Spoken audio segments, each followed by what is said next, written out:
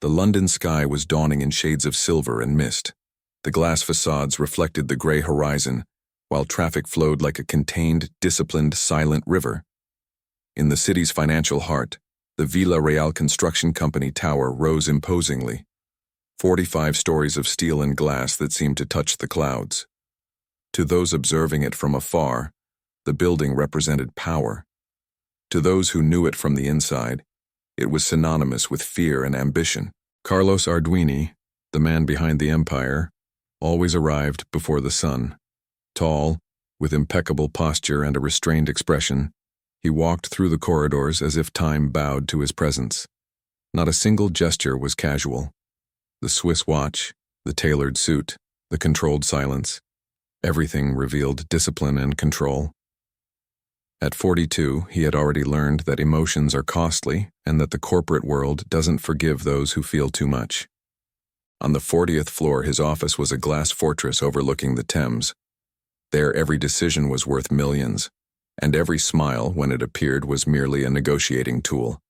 Carlos was the kind of man who knew how to control others' fear and hide his own emptiness. Few knew that at night, when the city lights dimmed, he would remain there, motionless before the window, trying to remember the last time something truly made him feel. On the other side of that immense city, Beatriz Carnero walked through the streets, the cold wind biting her face. She carried a worn briefcase and a steady gaze. She was 28 years old and had an unusual talent for transforming lines into emotion. A graduate in architecture, she had left Lisbon and all her simple dreams to seek opportunity in London. Villa Real was her first big step, and perhaps the most frightening. Beatriz wasn't the type to be intimidated, but the company's grandeur seemed to devour her from within. Everything was too impeccable, too precise, too expensive. That morning, arriving for her first day, she surveyed the main hall. White marble, polished steel, absolute silence. The click of her heels echoed as a reminder that she was in foreign territory. As she waited for the elevator, she noticed the reflection of her own face in the glass, serene on the outside, but with anxious eyes. She had left behind a modest life, a sickly mother, and a home that smelled of coffee and hope. Now, the world before her was different. A world of men in dark suits, cold contracts, and promises that weighed more heavily than truths. On the boardroom floor, Carlos was reviewing reports when the discreet sound of his assistant snapped him out of his trance. "Mr. Arduini, the new architect on the design team has arrived." The voice was neutral, professional. He simply nodded without looking up from his tablet. He wasn't one for warm introductions. People came and went. Only results remained. "Send her to Mr. Lawton's department." His response came cold, automatic. But fate, as always, prefers irony to chance. When Beatriz passed the glass wall of the main office, Carlos looked up, and time seemed to slow down. It wasn't because of beauty. It wasn't because of desire.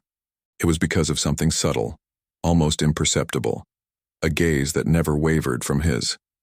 Beatriz recognized him, not as if she'd known him for a while, but as if she instinctively felt that this man represented everything she would have to face from then on.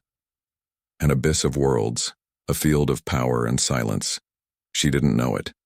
But that encounter, so simple and impersonal, would be the point where her destiny would begin to bend. Carlos returned to work, but something in him had changed. Her name echoed uncomfortably in his mind. Beatriz Carnero.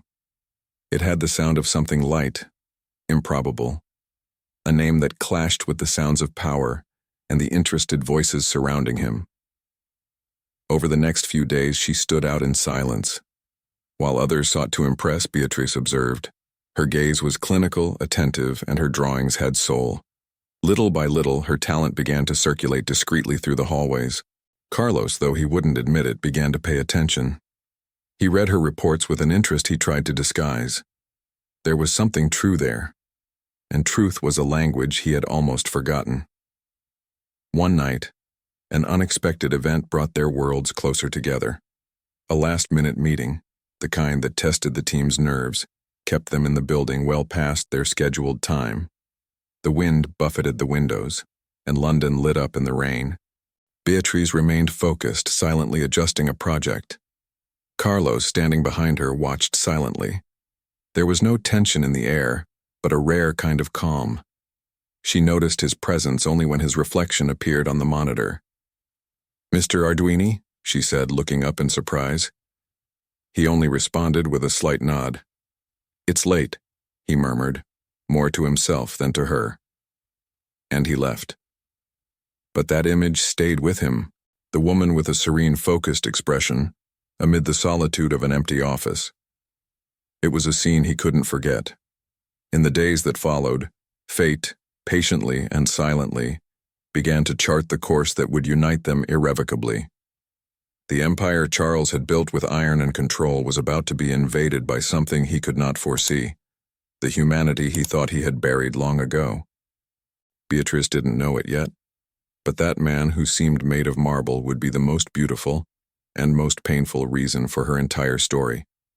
And outside, the city continued, indifferent, cold, eternal, as two lives began, without realizing it, to collide under the same gray sky. London's autumn brought a silent chill that seemed to seep into the bones and lull the city to sleep. The lights reflected on the damp pavement, and the wind blew golden leaves between the luxury cars lined up in front of the Royal Hall, where Constructora Villa Real was celebrating yet another historic contract. It was a gala evening, of speeches, crystal glasses, and smiles that hid their intentions. Beatriz Carnero had never been to such a grand event. The invitation had arrived as a surprise, delivered by Carlos Arduini's assistant. "Attendance recommended," the dry note read. She hesitated, but went, perhaps out of curiosity, perhaps out of duty. She wore the only elegant dress she owned, a dark blue, simple, straight-cut dress that emphasized her serenity more than any vanity. As she entered, the brightness of the chandeliers nearly blinded her. Everything was impeccable, men in sharp suits, women in silk dresses, glasses clinking, voices measured. The orchestra filled the air with a distant classical melody. She felt out of place, like a fragile piece of glass amidst steel. From across the room, Carlos watched. He was accustomed to crowds and applause, but something about that night irritated him. Maybe it was the superficiality of the greetings. Maybe it was the emptiness disguised by champagne. When his eyes met Beatriz's, however, the discomfort ceased. She wasn't smiling at anyone, wasn't competing for attention. She just watched. And for the first time in a long time, he found himself curious. During his speech, he spoke of expansion, leadership, and legacy. His words flowed as always, precise and controlled. But when her gaze met his, something distracted him. There was a calmness in Beatriz's eyes that disarmed him, and a sadness he recognized, though he couldn't quite name it.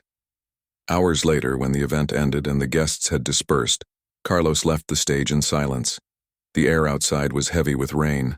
Beatriz left almost simultaneously, trying to hail a taxi under the hotel awning. "The rain won't let up," he said, approaching. His voice was lower, almost intimate. She turned, surprised. "It seems London likes to dramatize, Mr. Arduini." He smiled slightly, a rare, almost involuntary gesture. "Carlos." It was the first time she'd heard his name without the weight of his position. The driver was slow, the wind picked up, and a strange impulse made him offer her a ride. In the silence of the car, the city lights passed like blurred memories. She spoke little, he even less. But there was something between them, not immediate passion, but a kind of silent recognition. Two lonely people who, without admitting it, understood each other.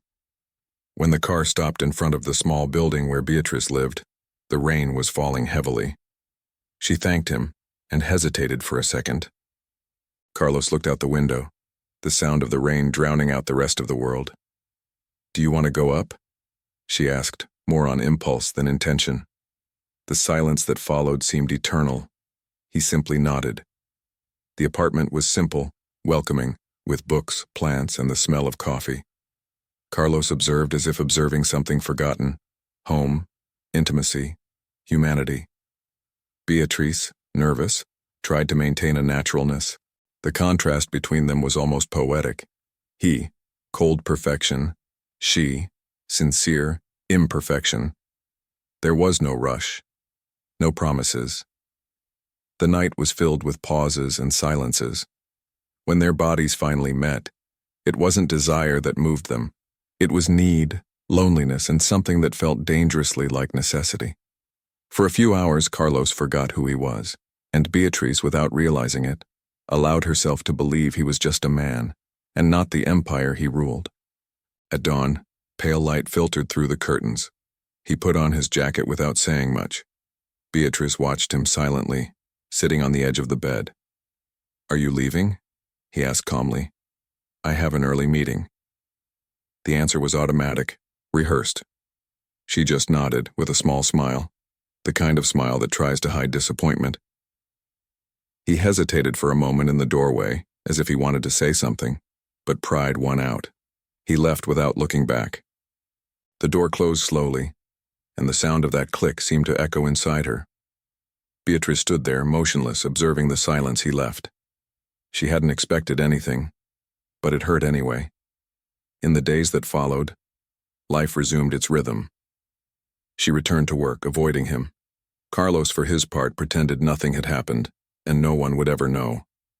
Until, a few weeks later, her body began to show signs: nausea, dizziness, and a sluggish state. The test confirmed what fate had already decided. She was pregnant. Beatriz cried alone, holding the test paper in her hands, not out of despair, but out of fear and uncertainty. She knew that her son was the fruit of something brief, but also something real. Carlos Arduini would never understand. He lived in a world where fragility was synonymous with weakness. She tried to find him. She wrote a short, simple message. She didn't send it. She knew he wouldn't see a baby as a miracle, but rather as a complication. So she did what her heart told her. She disappeared. She resigned discreetly, citing family reasons.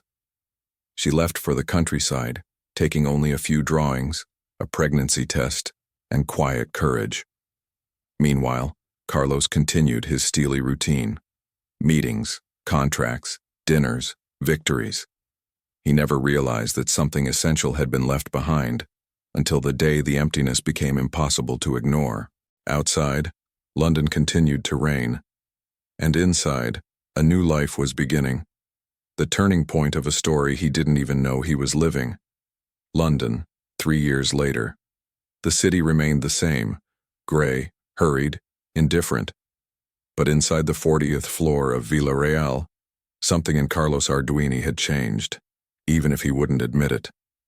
The routine was still the same: meticulously punctual meetings, relentless decisions, contracts that shaped the city's skyline. But there was a shadow in his days, a kind of restlessness that couldn't be explained in spreadsheets. Sometimes at night, while the rest of the office fell silent, Carlos would remain at his desk, staring at the city's reflection in the glass.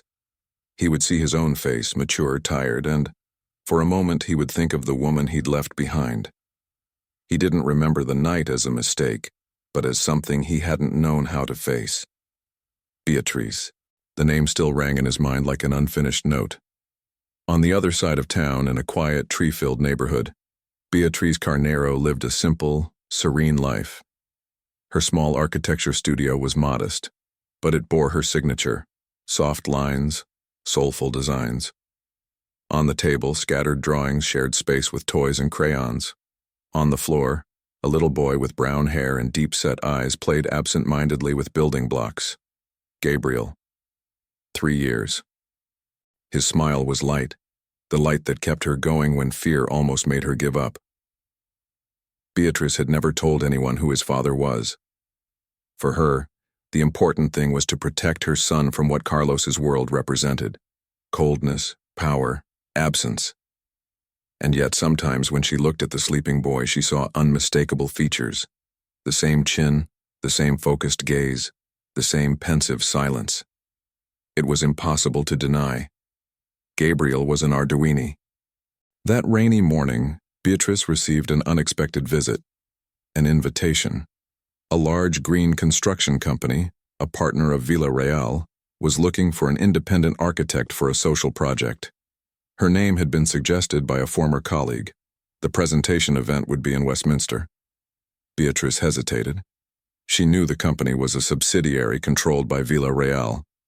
But fate, once again, didn't ask if she was ready. On the other side, Carlos was preparing for the same event. Villarreal was seeking to reposition its public image, and he would deliver the opening speech. That morning, something was bothering him. The air seemed denser, and a sense of déjà vu had been haunting him since early morning. He didn't know it, but the past was about to enter through the same door as the future. The hall was spacious, modern, and naturally lit. When Beatriz arrived, her heart was pounding. She tried to maintain her composure, feign naturalness, and hide the tremors in her hands. Seeing the Villarreal logo projected on the wall, she felt a chill run down her spine. She took a deep breath and joined the crowd. And then he walked in. Carlos Arduini. The same firm bearing, the same precise gaze. Time had only made him more imposing. Beatriz held her breath. 3 years had passed, but one look was all it took for time to collapse. Carlos took the stage and began his speech. He spoke about innovation, sustainability, and the future of modern construction. His words came out with the same confidence as always, but something in him faltered when, among the anonymous faces, he saw those eyes. Beatriz. For a moment, his voice faltered. He recovered quickly, but inside him the ground gave way. After the event, she tried to leave discreetly, but fate, as always, was relentless. In the hallway, as the crowd dispersed, he found her. Beatriz. His voice sounded different, hoarse, almost hesitant. She turned slowly. Mr. Arduini. Formality was like armor. A thick silence fell between them. It's been a while, he said, unsure if it was disapproval or regret he felt. Enough, she replied, emotionless. There was a pause. He wanted to ask so many things, where she had been, why, with whom. But pride swallowed the words. Beatriz said a quick goodbye and left. Carlos stood there watching her go. Something in him knew this wasn't the end. It was a new beginning. Over the next few days he began discreetly searching. He discovered her studio, visited her website, and read about her projects. And one rainy afternoon, fate delivered the truth to him. While browsing a sustainable design exhibition, he saw Beatriz enter, with a little boy by her side. Small, with a watchful gaze and a serious expression. The boy held her hand, pointing curiously at a model. Carlos felt the world stop. The hair, the look, the expression. It was as if he had before him a reflection of his own past in miniature. Time folded silently. Instinct denied it at first. Coincidence, he thought. But reason faltered in the face of the obvious. The boy saw him. He paused for a moment, watching him with innocent curiosity. Carlos looked away, overcome with a mixture of shock and guilt. In the days that followed, he didn't sleep well. He replayed every detail. The look in her eyes, her age, her mother's name, her sudden disappearance. The pieces fit together with cruel perfection. The boy was his son. From that moment on, everything he had built, the control, the empire, the distance, began to crumble silently. Within him, a need he had never felt before was born. The need to understand. The need to repair. But how do you approach a past that hurt in silence? How do you speak to a woman who transformed pain into strength and fear into love? Carlos Arduini, the man who never had to ask anyone for anything, now had to face the only challenge that terrified him, earning the right to be a father. The cold London wind bit Beatriz's cheeks as she crossed the bridge leading to Villarreal headquarters. The sky was gray, as if reflecting the weight she carried within. The letter in her hand trembled slightly. Carlos Arduini summons to an urgent and unavoidable meeting. After weeks of silence and confusion, fate had once again brought them face to face. The lobby seemed larger, colder than before. Every footstep echoed as if the entire building were attentive to what was about to happen. The looks of the staff, the restrained whispers, the woody scent that still seemed to belong to him. Everything sent a mixture of fear and longing through her. She took a deep breath before the elevator opened. At the top, the door to the CEO's office waited, silent and final, like a sentence. Carlos stood before the panoramic windows, gazing out at the hazy horizon. He didn't immediately turn when she entered, but the tension in the air betrayed that he'd been waiting for this encounter for days. The reflection in the glass showed the outline of his face, the same man who had once fascinated her, but now carrying something new. Weariness, regret, something he tried to hide beneath the coldness that had made him feared. "Close the door, Beatriz," he said, without looking back. The sharp sound of the wood closing sounded like a full stop. She kept her hands clasped together, fighting the urge to leave. Carlos turned slowly. His gaze, previously impenetrable, was now filled with a shadow of vulnerability. "I found out," he began, his voice low but sharp.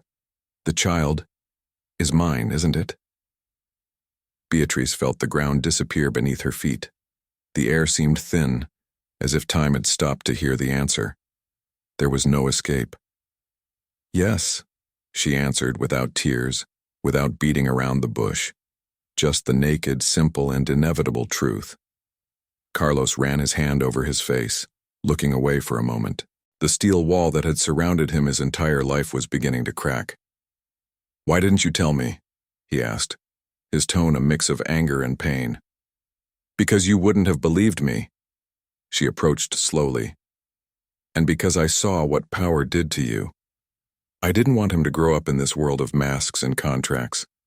Silence. A heavy silence, filled with everything they never said.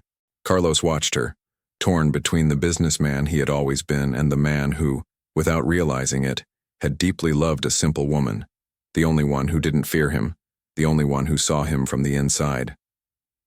He stepped closer. The air between them vibrated thick.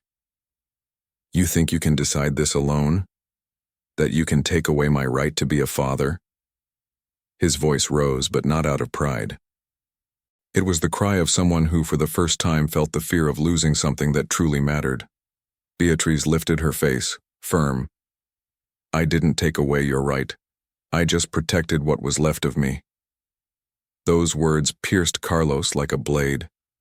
For the first time he understood what he had done, not just to her, but to himself. The loneliness, the walls, the emptiness disguised as success. He walked away, staring into the distance. "Everything I've achieved, and in the end all that's left is the silence of an empty office." His voice cracked slightly. "I've built empires, Beatriz, but I've never known how to build what truly matters." She stared at him silently. The man before her wasn't the CEO who terrorized boardrooms and negotiated millions. He was simply Carlos, the man who once made her smile, the man who now struggled with the weight of his own decisions. For a moment, he leaned closer and held her hands. "I want to be a part of his life. Even if you hate me, I want to try." Beatriz's gaze softened. "I never hated you, Carlos. I just needed to learn to live without you." Distant thunder echoed over London. Outside, the rain began to fall, slow, steady, like a confession from heaven. And there, between suppressed tears and open hearts, the truth finally set in. There were no more masks, no more contracts, just two human beings stripped of everything, facing what fate had imposed on them, a love that had withstood time, fear, and guilt. The phone on the table rang, shattering the moment. Carlos didn't answer. For the first time in years, he ignored the call of the business world to hear what really mattered. The sound of Beatriz's breathing, the weight of her presence, the silent miracle of still standing before her. He turned to her, his voice lower, almost a whisper. "You gave me what I didn't even know I was looking for, Beatriz, a reason to start over." She took a deep breath, her eyes welling up. "Then start over, but not for me, for him." The words hung in the air like a promise. And as the rain washed the window pane, Carlos Arduini's heart, the man who had never allowed himself to feel, began finally to beat with love. London dawned shrouded in a soft haze, reflecting shades of gray and gold. The Thames meandered lazily in the sunlight that was beginning to peek through the clouds.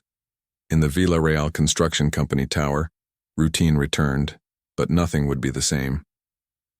A silence laden with change hung over the 40th floor. Carlos Arduini stood in his office, but now the glass and steel didn't seem like walls. They were just windows to the world he could rebuild. His heart still pounded with the weight of what had happened, but it was no longer fear or guilt. It was hope. Hope that, for the first time, there was something in the world that couldn't be bought, measured, or controlled. That morning, Beatriz entered, carrying a small scholarship for her son, but also bringing with her the strength of all the years she had spent alone. She greeted him openly, without reservation, and from the sparkle in her eyes, he knew that their love hadn't faded. It was just waiting for the right moment.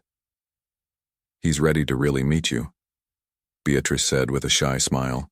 Carlos smiled back, feeling the lump in his throat melt away. "I'm ready too." The reunion with his son, Gabriel, was silent and meaningful. The boy, wary, approached slowly. Carlos bent down to his level, extending his hand. A small touch, and the whole world seemed to shift. Gabriel smiled for the first time at him, not just at the powerful man, but at his father, who had finally arrived. Beatriz watched, her heart heavy and light at the same time. Everything she had sacrificed, all the fear and loneliness, had been worth it for that moment, and for the first time she felt she no longer had to fight alone.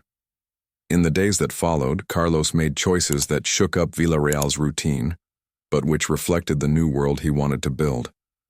He temporarily resigned as CEO to reorganize his life, not because he needed to escape responsibilities, but because he finally understood that not everything can be solved with power or money.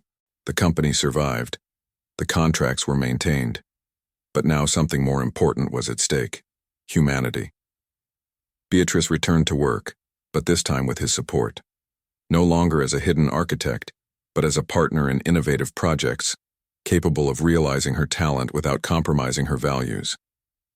Villarreal was undergoing internal changes, but no one dared question the new pace. After all, it came from a CEO who learned to lead by example and by heart. And finally, a rainy day, like so many others in London, became a symbol of a new beginning. Beatriz, Carlos, and Gabriel jointly inaugurated the company's first social project, an architecture school for young people from underprivileged communities. The place reflected Beatriz's philosophy and Carlos's new outlook: creation, care, humanity, and love, elements that money and power could never buy.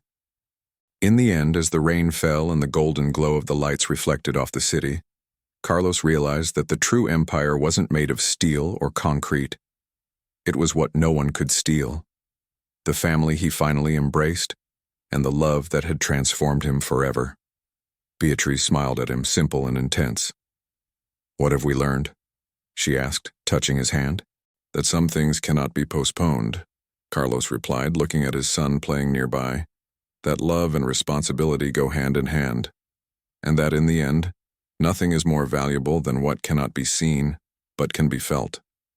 And so, the story of two worlds colliding transformed into something greater. A past marked by error gave way to a present of conscious choices, a future that finally promised to be whole, real, and profoundly human. The moral of the story was clear, even without needing to be said in words. True love stands the test of time, overcomes fear, and transforms lives, even when all seems lost.